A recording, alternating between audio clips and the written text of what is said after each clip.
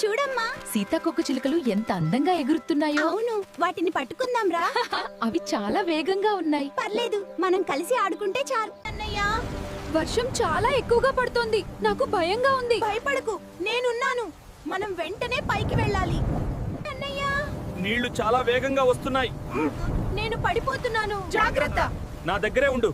మనం వెంటనే పైకి వెళ్ళాలి. మన ఇల్లు కూలిపోతుంది. నాకు చాలా భయంగా ఉంది. భయపడకు, నేనున్నాను. మనం ఇక్కడే సేఫ్ గా ఉంటాం. ఎవరైనా మనల్ని కాపాడతారా? తప్పకుండా వస్తారు. మనం ధైర్యంగా ఉండాలి. అన్నయ్య, మన ఇంటి ఏమైంది?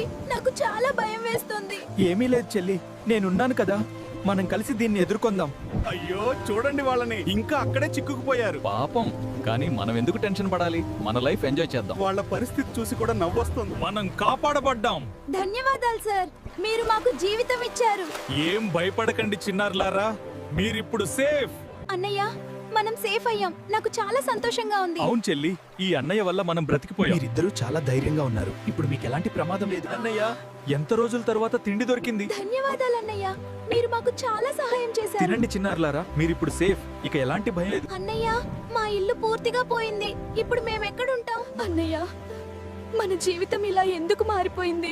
నాకు చాలా బాధగా ఉంది. చెల్లి, ఏడవకు, నేనున్నాను కదా. చెల్లి, మనం మన ఇల్లు మనమే కడదాం. అవునన్నయ్య, మనం కలిసి చేస్తే ఏదైనా సాధించగలం. కొంచెం కష్టపడితే మనకు మంచి ఇల్లు వస్తుంది. చూడమ్మా, మన ఇల్లు రెడీ అవుతుంది. మన ఇల్లు ఎంత అందంగా ఉందో చూడు. అవును చెల్లి, మనం కలిసి కష్టపడి కట్టుకున్న ఇల్లు ఇది. ఇప్పుడు మన జీవితం ఎంత సంతోషంగా ఉందో చూడమ్మా. అవును చెల్లి, మన కష్టం ఫలించింది.